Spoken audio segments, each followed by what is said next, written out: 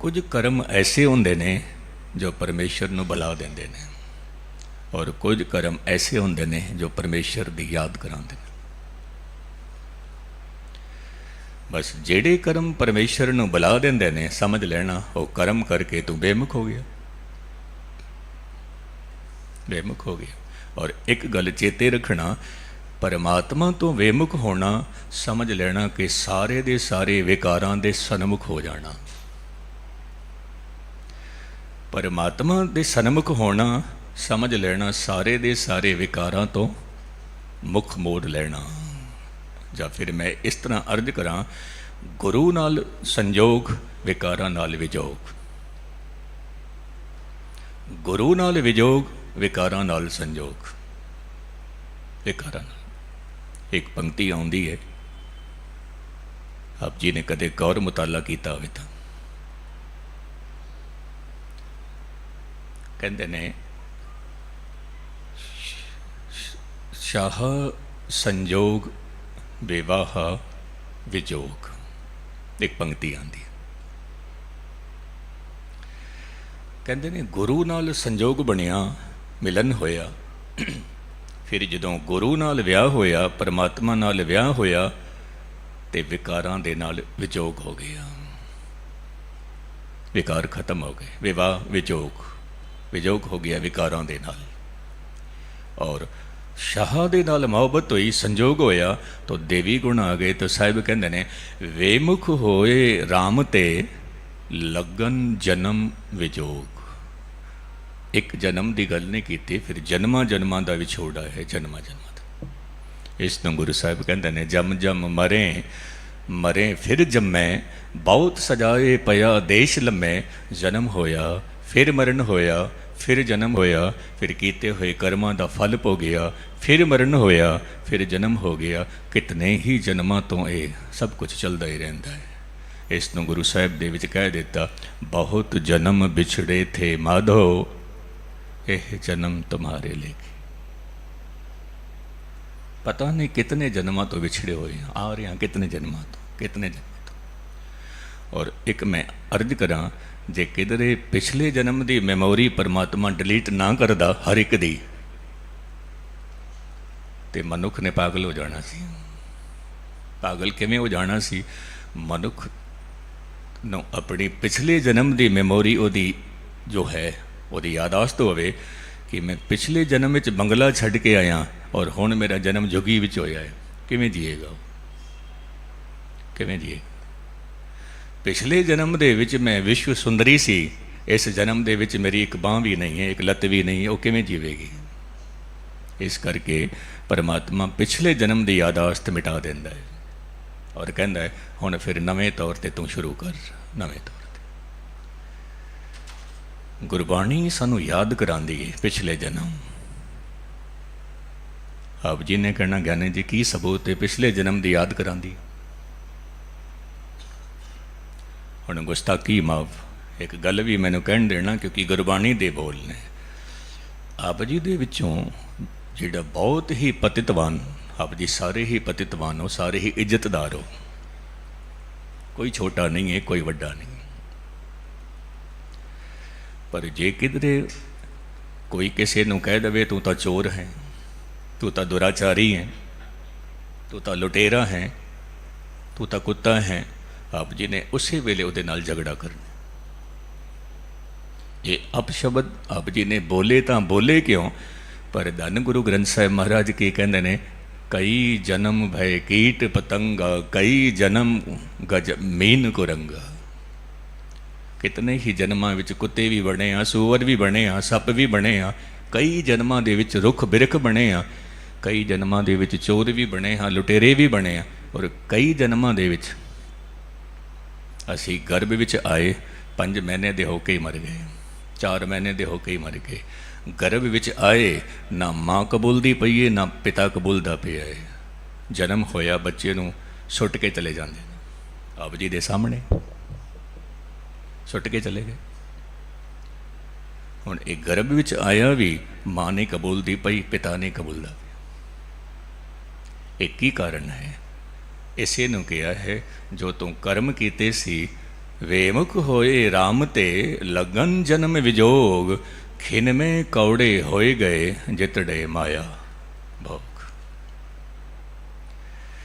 कहते ने ये जितने भी माया के भोग ने कौड़े हो गए। कौड़े किवें हो गए? हुण आप जी का तन ही ठीक नहीं है, 36 प्रकार का भोजन सामने पिया हुआ, लेकिन तन ही ठीक नहीं। आप जी की करोगे? 36 प्रकार के भोजन आप जी के सामने पे ने, लेकिन आप जी का मन ही ठीक नहीं है। आप जी की करोगे? तो फिर वो जो पदार्थ जिन्होंने असी कहते सी बहुत मिठे ने, बहुत मिठे ने, कहते ने एक कौड़े हो गए, खिन में कौड़े होए गए जितने माया भोग। कौड़े हो गए। हुण आप जी किस नूं दसोगे कि कौड़े हो गए ने? इस करके एक शायर कहता है, कहते ने कि रूह जलती रहे, भजती रहे, तड़फती रहे, पर दिखावे को होठों पे मुस्काहट है। रूह जलती रहे, भजती रहे, लेकिन केवल ते केवल चेहरे ते दिखावा है, मैं ठीक हाँ, अंदर दुखी है और रूह जल रही है, परेशान हो रही है। किस नूं दसोगे? आप जी खुद ही कहते हो कि ज्ञानी जी किस नूं दसी, असी अपनी ही बेइज्जती होंदी। फिर दूजी गल है कि दुनिया का एक नियम है कि खुशी विच तां आप जी दे संगी साथी बहुत इकट्ठे हो जाणगे, पर दुख दे विच आप जी दा दुख कोई नहीं वंडा सकदा। कोई नहीं वंडा सकदा। वो दुख तां आप जी नूं खुद नूं ही भोगना पेगा, दूजे तीजे चौथे पंजवें नूं नहीं। हाँ, आप जी खुशी दे विच तां हर एक नूं महफिल विच बिठा सकदे। कितने ही लोग इकट्ठे हो सकते हैं, ढोल वजा के भी असी इजहार करते हैं मेरे घर खुशी है, पर जदों दुख होंदा है तो कौन ढोल वजांदा है? फिर मनुख कहता है, फिर तन्हाई लभदा है, एकांत लभदा है, एकांत विच बैठ के अपने दुखड़े रोंदा है। तो साहिब कहते ने, विच न कोई कर सके किस्थे रोवें रोज। रोज रोज तू रोंदा है अपने दुखों नूं लैके, कोई भी तेरा संगी नहीं बनेगा, कोई तेरा मददगार नहीं बनेगा। आप जिन्हों दे दुख है, दर्द है, तकलीफ है, हाँ मैं आप जी दे कोल बैठ सकदा, पर दुख तो आप जी नूं ही भोगना पे, दर्द तो आप जी नूं ही भोगना पेगा, आप जी नूं। जे किधरे किसी की हड्डी टुट गई है तो तुसीं उहदे कोल बैठ के कुछ हौसला अफजाई कर सकते हो, लेकिन दर्द तो उसे नूं ही हो रहा है, वो खुद ही भोगेगा। तो साहिब कहते हैं, रोज़ रोज़ कहने की भी लोड़ नहीं है, किसी के सामने जाके रोना रोज़ रोज़, तेरा रोना कोई भी नहीं सुनेगा। हाँ, हासा तेरे कोल है तो उस हासे दे विच शामिल हो सकते हैं। कहते हैं तुसीं हसते हो, सारी कुदरत हसदी है, जे तुसीं रोंदे हो तो केवल ते केवल तुसीं ही रोंदे हो। रोंदे हो तुसीं अकेले, हसते हो तो पूरी मखलूक हसती आप जी दे नाल। ये परमात्मा की अजीब खेड है। थोड़ी हसी विच सारा जगत शामिल है, गुस्ताखी माफ, थोड़े रोण विच कोई शामिल नहीं है। रोना अकेले दा, हसना सारियां दे नाल कट। साहिब कहते हैं, विच न कोई कर सके किस्थे रोवें रोज। तू रोज रोज रोंदा पिया है, रोज रोज रोंदा पिया है, तेरा रोना कौन सुनेगा? तुम गुरु दे बोल नहीं सुने, तेरा रोना कौन सुनेगा? तो गुरु की गल नहीं सुनी, तेरा विरलाप कौन सुनेगा? तुम गुरु दे बचन नहीं सुने, तेरी तड़फन कौन सुनेगा? किधरे तू गुरु नूं सुन लेंदा, अज फिर ये जो रोण की नौबत आई है नहीं आनी सी। तो साहिब कहते हैं, कीता किछू ना होवें लिखिया धुर संजोग। ये तो धुर तो ही है। धुर की है? जो अज आप जी कुछ करते पे हो, ये कल वास्ते धुर हो जाएगा। कल जो कुछ भी आप जी करके आए हो, ये अज वास्ते धुर है, अज वास्ते धुर है। पर साहिब कहते हैं, लिखिया धुर संजोग। ये तो संजोग है, और ये संजोग विजोग दो कार चलावे हैं, लेखे आवे भाग। आप जी दे हिस्से विच की आंदा है, संजोग जां विजोग? ये आप जी दे करम। पर हाँ जे किधरे आप जी ने गल सुन लई, गुरु पीरां दी, फकीरां दी, भगतां दी गल सुन लई, क्योंकि भगत साधु जन पुकार पुकार के कह रहे ने, पुकार पुकार के कह रहे। भगत बेणी का एक शब्द है, आप जी तो कहते ने कि दुकृत शुकृत थारो कर्म री, ये तेरे ही कर्म ने, भावें चंगे ने भावें माड़े ने, तू दोष ना दे किसी नूं भी, ये तेरे ही कर्म ने, तेरे। पर जे किधरे गुरु की रहमत हो जावे, मिलन हो जावे गुरु नाल, वड भागी मेरा प्रभ मिले, तां उतरे सब वियोग। कितनी वड्डी गल कह दी। धार्मिक दुनिया दे विच एक बहुत वड्डी गल है कि जदों तू गुरु दे कोल आवेगा, गुरु तैनूं एक बार भी नहीं पुछेगा कि तू फलानी थां ते फलाने गुनाह कीते सी, फलाने थां ते फलाना पाप कीता सी, एक बार भी नहीं तैनूं पुछया जाएगा, एक बार भी। मनुख मनुख नूं कह दिंदा है तू बंदा ठीक नहीं है, तो हुण मेरे कोल आया है लेकिन तू गफलत बहुत कीती है, मेरे बारे तू निंदा बहुत की है, लेकिन गुरु एक बार भी नहीं पूछेगा कि तुसी इतने गुनाह क्यों किए ने, मैनू क्यों बुला के बैठे सी, नहीं पूछेगा। तो आ गया, मुबारक है, मुबारक। सारे दे सारे वियोग जड़े सी, दुख खत्म हो गए। मैं फिर गल दोहरा देवां, गुरु नाल संजोग विकारां नाल वियोग, और गुरु नालों वियोग विकारां नाल संजोग। गुरु नालों टुट गए विकार अपने आप आ जाते ने, और गुरु नाल जुड़ गए विकार अपने आप ही खत्म हो जाते ने, खत्म। वड भागी मेरा प्रभ मिले, तां उतरै सब वियोग, नानक को प्रभु राख ले, मेरे साहिब बंदी मौज। है प्रभु मैं तेरी शरण विच आया, बंदी छड़ा मेरी। बंदी की है विकार, मनुख नूं बंदी बना छड़दे ने। तो साहिब कहंदे ने तो एक कम कर, कतिक होवे साध संग, बिनसै सभे सोच। तेरियां सारियां जिहड़ियां चिंतावां ने ये खत्म होणगियां, चंगा होवेगा तू गुरु दे कोल बैठ, गुरु दी शरण विच आ। ये संदेश उपदेश गुरु अर्जन देव साहिब दा। हो बहु इसे तरह धन गुरु ग्रंथ साहिब दे विच गुरु नानक साहिब दे भी बोल ने 12 महा तुखारी राग विच।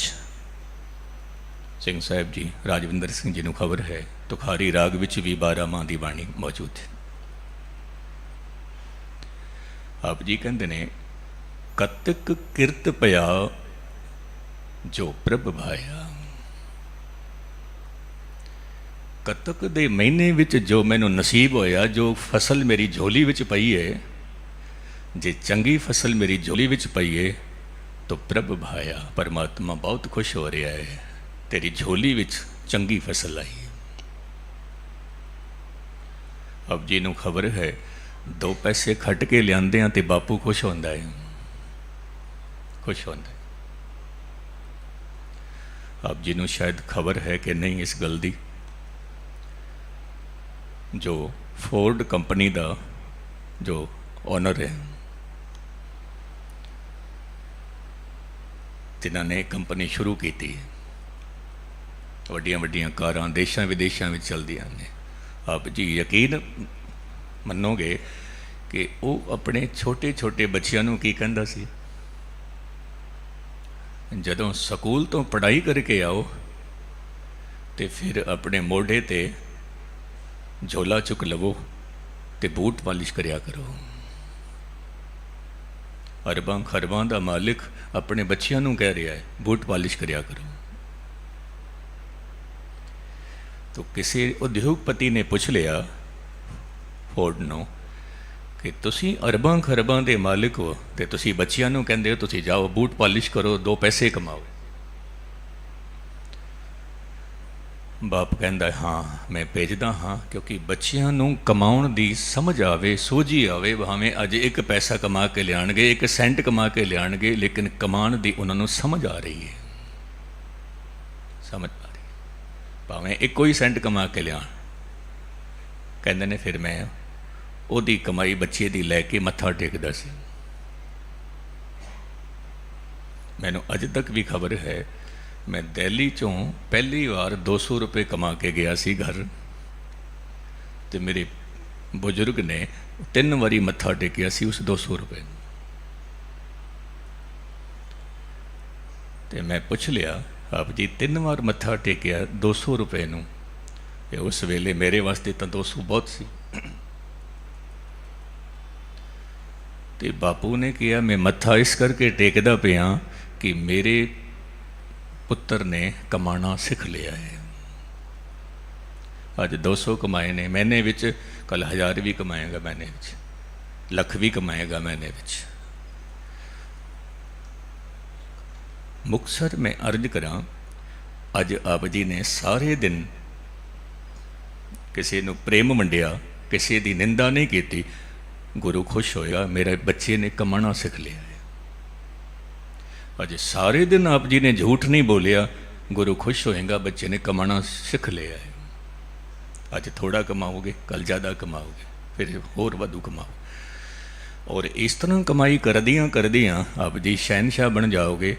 ਤੋ ਧਾਰਮਿਕ ਦੁਨੀਆ ਵਿੱਚ ਸਾਹਿਬ ਕਹਿੰਦੇ ਨੇ, ਦੀਪਕ ਸਹਿਜ ਬਲੈ ਤਤ ਜਲਾਇਆ। ਪ੍ਰਭੂ ਨੇ ਮੇਰੇ ਅੰਦਰ ਸਹਿਜਤਾ ਦਾ ਦੀਵਾ ਜਗਾ ਛੱਡਿਆ। ਕਿਉਂਕਿ ਤੁਸੀਂ ਕਿਤਨੇ ਵੀ ਕ੍ਰੋਧੀ ਹੋਵੋ, ਤੁਸੀਂ 24 ਘੰਟੇ ਕ੍ਰੋਧ ਵਿੱਚ ਨਹੀਂ ਜੀ ਸਕਦੇ, ਨਹੀਂ ਜੀ ਸਕਦੇ। ਤੁਸੀਂ ਕਿਤਨੇ ਵੀ ਲੋਭੀ ਹੋਵੋ, 24 ਘੰਟੇ ਲੋਭ ਵਿੱਚ ਨਹੀਂ ਜੀ ਸਕਦੇ। ਔਰ ਗੁਸਤਾਖੀ ਮਾਫ, ਕੋਈ ਕਿਤਨਾ ਵੀ ਕਾਮੀ ਹੋਵੇ, 24 ਘੰਟੇ ਇਸ ਭਾਵਨਾ ਵਿੱਚ ਨਹੀਂ ਜੀ ਸਕਦਾ, 24 ਘੰਟੇ। ਪਰ ਹਾਂ, ਸਹਿਜ ਦੀ ਅਵਸਥਾ ਵਿੱਚ ਆਪ ਜੀ 24 ਘੰਟੇ ਤਾਂ ਕੀ ਸਾਰੀ ਜ਼ਿੰਦਗੀ ਜੀ ਸਕਦੇ ਹੋ। ਸਹਿਜ ਦੀ ਅਵਸਥਾ ਵਿੱਚ, ਦਇਆ ਦੀ ਅਵਸਥਾ ਵਿੱਚ, ਨਿਮਰਤਾ ਦੀ ਅਵਸਥਾ ਵਿੱਚ ਸਾਰੀ ਜ਼ਿੰਦਗੀ ਜੀ ਸਕਦੇ ਹੋ। ਲੇਕਿਨ ਕ੍ਰੋਧ ਦੀ ਅਵਸਥਾ ਵਿੱਚ ਸਾਰੀ ਜ਼ਿੰਦਗੀ ਨਹੀਂ ਜੀ ਸਕਦੇ, 24 ਘੰਟੇ ਵੀ ਨਹੀਂ ਕਰ ਸਕਦੇ ਕ੍ਰੋਧ। ਗੁਰੂ ਨਾਨਕ ਸਾਹਿਬ ਮਹਾਰਾਜ ਕਹਿੰਦੇ ਨੇ, ਦੀਪਕ ਸਹਿਜ ਬਲੈ ਤਤ ਜਲਾਇਆ। ਤਤ ਕਹਿੰਦੇ ਨੇ ਪਰਮਾਤਮਾ ਨੂੰ। ਪਰਮਾਤਮਾ ਨੇ ਰਹਿਮਤ ਕੀਤੀ, ਮੇਰੇ ਅੰਦਰ ਸਹਿਜਤਾ ਦਾ ਦੀਵਾ ਜਗ ਪਿਆ। ਜਿਹੜਾ ਮਨੁੱਖ ਸਹਿਜ ਵਿੱਚ ਹੋਵੇਗਾ, ਉਹ ਛੇਤੀ ਗੁੱਸੇ ਵੀ ਨਹੀਂ ਹੋਵੇਗਾ। ਜਿਹੜਾ ਸਹਿਜ ਵਿੱਚ ਹੋਵੇਗਾ, ਉਹ ਛੇਤੀ ਕ੍ਰੋਧ ਵੀ ਨਹੀਂ ਕਰੇਗਾ। ਜਿਹੜਾ ਸਹਿਜ ਵਿੱਚ ਹੁੰਦਾ ਹੈ, ਜਿਸ ਨੂੰ ਅਸੀਂ ਕਹਿੰਦੇ ਹਾਂ ਤਾਂ ਬਿਲਕੁਲ ਠੰਡਾ ਹੈ, ਸਹਿਜ ਵਿੱਚ ਹੈ। ਦੀਪਕ ਰਸ ਤੇਲੋ ਧਨ ਪਿਰ ਮੇਲੋ। ਇਹ ਜਦੋਂ ਦੀਪਕ ਜਲਿਆ, ਗੁਰੂ ਦਾ ਨਾਮ ਜਪ ਜਪ ਕੇ ਇਹਦੇ ਵਿੱਚ ਮੈਨੂੰ ਇਤਨਾ ਰਸ ਆਇਆ ਕਿ ਇਸ ਰਸ ਦੇ ਨਾਲ ਮੈਨੂੰ ਮੇਰਾ ਪਤੀ ਮਿਲ ਗਿਆ। ਧਨ ਉਮਾਹੇ ਸਰਸੀ, ਜੋ ਜੀਵ ਇਸਤਰੀ ਹੈ, ਇਸ ਸਰਸੀ ਤੋਂ ਭਾਵ ਇਹ ਖੁਸ਼ ਹੋ ਰਹੀ ਹੈ। ਬਸ ਇਹੀ ਤਾਂ ਆਨੰਦ ਅਸੀਂ ਲੈਣ ਵਾਸਤੇ ਆਏ ਹਾਂ, ਇਹੀ। ਲੇਕਿਨ ਇਸ ਨੂੰ ਹੀ ਅਸੀਂ ਛੱਡ ਬੈਠੇ ਤੇ ਦੁਨੀਆਵੀ ਅਸੀਂ ਸੁੱਖਾਂ ਦੇ ਪਿੱਛੇ ਭੱਜਦੇ ਰਹੇ। ਬਹੁਤ ਕੁਝ ਇਕੱਠਾ ਕਰ ਲਿਆ, ਸਭ ਕੁਛ ਆਪਣਾ ਇੱਕ ਰਾਮ ਪਰਾਇਆ, ਸਭ ਕੁਛ। तो दीपक जग पिया, चानना हो गया, प्रकाश हो गया। और इस प्रकाश के नाल सब कुछ देख लिया। फिर जदों किसी दे हिरदे विच ये दीवा बलदा है तो ध्यान देना, फिर ओदी एक तमन्ना होंदी है कि इस प्रकाश दे हेठ मैं अकेला ही ना बैठा, इस प्रकाश नूं मैं वंडा। फिर वो कोशिश करदा है थां थां ते। एक मैं होर अर्ज करा, जिसनों ये प्रकाश होया होवेगा, वो कथा करन वेले कदे भी ये नहीं कहेगा मैनू 11,000 दवोगे तां कथा करांगा। जिन्हों हकीकत विच रस मिलिया होवेगा, कदे वो ये नहीं कहेगा मैनू 11,000 दवोगे तां मैं कीर्तन करांगा। नहीं, ये व्यापार है, गुस्ताखी माफ, और कुछ भी नहीं है, कुछ भी नहीं। जिन्हों रस आ गया, फिर उसने कहना कि जे किधरे मैं तेनों कहना कि इतनी कीमत, तो फिर वो रस रस नहीं है।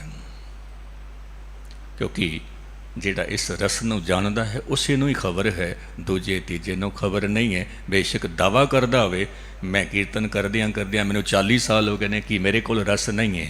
हाँ नहीं है, जे रस होंदा कदे भी मंगना करदा मैनूं 31,000 चाहिए ने। ਗੁਰੂ ਨਾਨਕ ਸਾਹਿਬ ਨੂੰ ਜਦੋਂ ਇਹ ਇਲਾਹੀ ਜੋਤ ਜਦੋਂ ਝੋਲੀ ਵਿੱਚ ਪਈ, ਬਗੈਰ ਕਿਸੇ ਬੁਲਾਵੇ ਦੇ, ਬਗੈਰ ਕਿਸੇ ਮੰਗ ਦੇ, ਬਗੈਰ ਕਿਸੇ ਭੇਂਟ ਦੇ ਮੱਕੇ ਜਾ ਰਹੇ ਨੇ, ਮਦੀਨਾ ਜਾ ਰਹੇ ਨੇ, ਸੁਮੇਰ ਪਰਬਤ ਜਾ ਰਹੇ ਨੇ, ਵਲੀ ਕੰਧਾਰੀ ਦੇ ਕੋਲ ਜਾ ਰਹੇ ਨੇ, ਹਰਿਦੁਆਰ ਜਾ ਰਹੇ ਨੇ, ਦੱਖਣ ਦੇਸ਼ ਜਾ ਰਹੇ ਨੇ, ਬਗੈਰ ਕਿਸੇ ਮੰਗ ਦੇ, ਬਗੈਰ ਕਿਸੇ ਭੇਟਾ ਦੇ। ਕਿਉਂ? ਕਿਉਂਕਿ ਮਿਲਿਆ ਹੈ ਔਰ ਉਸ ਮਿਲੇ ਹੋਏ ਨੂੰ ਦੇਣਾ ਹੈ, ਦੇਣਾ ਹੈ। ਤੋ ਸਾਹਿਬ ਕਹਿੰਦੇ ਨੇ ਕਿ ਜਿਨ੍ਹਾਂ ਦੇ ਅੰਦਰ ਦੀਵਾ ਨਹੀਂ ਜਗਿਆ, ਫਿਰ ਕਹਿੰਦੇ ਨੇ ਅਵਗੁਣ ਮਾਰੀ, ਜਿਨ੍ਹਾਂ ਦੇ ਅੰਦਰ ਦੀਵਾ ਨਹੀਂ ਜਗਿਆ ਉਹਨਾਂ ਨੂੰ ਅਵਗੁਣਾਂ ਨੇ ਮਾਰ ਛੱਡਿਆ, ਜਿਨ੍ਹਾਂ ਦੇ ਅੰਦਰ ਦੀਵਾ ਜਗ ਗਿਆ ਉਹਨਾਂ ਨੇ ਅਵਗੁਣਾਂ ਨੂੰ ਮਾਰ ਛੱਡਿਆ। ਅਵਗੁਣ ਮਾਰੀ ਮਰੇ ਨਾਸੀ, ਜੇ ਗੁਣ ਮਾਰੀ ਤਾਂ ਮਰਸੀ। ਕਹਿੰਦੇ ਨੇ ਅਵਗੁਣ ਮਰਦੇ ਨੇ, ਗੁਣ ਜੰਮਦੇ ਨੇ, ਗੁਣ ਮਰਦੇ ਨੇ, ਅਵਗੁਣ ਜੰਮਦੇ ਨੇ। ਹਕੀਕਤ ਹੈ। ਪਰ ਜਿਨ੍ਹਾਂ ਨੂੰ ਸਮਝ ਆ ਗਈ ਦੀਵਾ ਜਗ ਪਿਆ, ਉਹਨਾਂ ਨੇ ਦੇਖ ਲਿਆ ਕਿ ਨਾਮ ਭਗਤ ਦੇ ਨਿਜ ਘਰ ਬੈਠੇ, ਅਜੋਂ ਤਿਨਾੜੀ ਆਸਾ। ਇਸ ਪੰਕਤੀ ਨੂੰ ਥੋੜਾ ਜਿਹਾ ਸਮਝਣਾ, ਇਹ ਪੰਕਤੀ ਬਹੁਤ ਗਹਿਰਾ ਅਰਥ ਰੱਖਦੀ ਹੈ। ਕਹਿੰਦੇ ਨੇ ਨਾਮ ਭਗਤ ਦੇ ਨਿਜ ਘਰ ਬੈਠੇ, ਜਿਨ੍ਹਾਂ ਨੂੰ ਨਾਮ ਦਾ ਰਸ ਮਿਲ ਗਿਆ ਉਹ ਆਪਣੇ ਘਰ ਬੈਠ ਗਏ, ਸ਼ਾਂਤ ਹੋ ਗਏ। ਆਪਣੇ ਘਰ ਤੋਂ ਮੁਰਾਦ ਮੈਂ ਇਹ ਨਹੀਂ ਕਹਿ ਰਿਹਾ ਕਿ ਤੁਸੀਂ ਗੁਰਦੁਆਰੇ ਨਹੀਂ ਆਉਣਾ, ਘਰ ਬੈਠ ਜਾਣਾ। ਆਪ ਜੀ ਨੂੰ ਆਪਣੇ ਤਨ ਵਿੱਚ, ਤਨ ਨੂੰ ਘਰ ਕੇ ਆਏ, ਤੜਫਨ ਖਤਮ ਹੋ ਗਈ, ਲੇਕਿਨ ਇੱਕ ਤੜਫਨ ਵੱਧ ਗਈ। ਕਿਹੜੀ ਤੜਫਨ ਖਤਮ ਹੋ ਗਈ ਤੇ ਕਿਹੜੀ ਵੱਧ ਗਈ? ਧਨ ਦੀ ਤੜਫਨ ਖਤਮ ਹੋ ਗਈ, ਧਰਮ ਦੀ ਤੜਫਨ ਵੱਧ ਗਈ। ਪਦਾਰਥਾਂ ਦੀ ਤੜਫਨ ਖਤਮ ਹੋ ਗਈ, ਪਰਮਾਤਮਾ ਦੀ ਤੜਫਨ ਵੱਧ ਗਈ। ਮਕਾਨ ਦੀ ਤੜਫਨ ਖਤਮ ਹੋ ਗਈ, ਅੰਦਰ ਮੰਦਰ ਦੀ ਤੜਫਨ ਵੱਧ ਗਈ ਏ। ਹੋਰ ਚਾਹੀਦਾ ਹੈ, ਹੋਰ ਚਾਹੀਦਾ ਹੈ ਨਾਮ। ਅਜਹੋਂ ਤਿਨਾੜੀ ਆਸਾ, ਰੱਜ ਗਿਆ ਤਾਂ ਵੀ ਕਹਿੰਦਾ ਹੈ ਹੋਰ ਚਾਹੀਦਾ ਹੈ, ਹੋਰ ਚਾਹੀਦਾ ਹੈ, ਹੋਰ ਚਾਹੀਦਾ। ਇਹ ਤੜਫਨ ਵੱਧ ਜਾਂਦੀ ਹੈ। ਇਹ ਮੈਂ ਦੇਖਿਆ ਧਾਰਮਿਕ ਦੁਨੀਆ ਦੇ ਵਿੱਚ, ਜਿਨ੍ਹਾਂ 'ਤੇ ਗੁਰੂ ਬਰਸਿਆ ਹੈ ਤਾਂ ਵੀ ਮੈਂ ਉਹਨਾਂ ਨੂੰ ਰੋਂਦੇ ਦੇਖਿਆ, ਹੋਰ ਚਾਹੀਦਾ ਹੈ, ਹੋਰ ਚਾਹੀਦਾ ਹੈ, ਹੋਰ ਚਾਹੀਦਾ ਹੈ। ਜਦੋਂ ਕਿ ਮਿਲ ਵੀ ਗਿਆ, ਹੋਰ ਚਾਹੀਦਾ ਹੈ। ਇੱਥੇ ਮੈਂ ਇੱਕ ਛੋਟਾ ਜਿਹਾ ਉਦਾਹਰਨ ਆਪ ਜੀ ਦੇ ਸਾਹਮਣੇ ਰੱਖਾਂ। ਆਪ ਜੀ ਨੇ ਇਤਿਹਾਸ ਪੜ੍ਹਿਆ ਹੈ, ਜਿਹਦੇ ਵਿੱਚ ਇੱਕ ਸਾਖੀ ਆਉਂਦੀ ਹੈ। ਉਹ ਸਾਖੀ ਭਾਵੇਂ ਕਿਤਨੀ ਖਰੀ ਉਤਰਦੀ ਹੈ, ਮੈਂ ਉਹਦੀ ਨਹੀਂ ਗੱਲ ਕਰਦਾ, ਲੇਕਿਨ ਮੋਰਲ ਦੇਖਣਾ।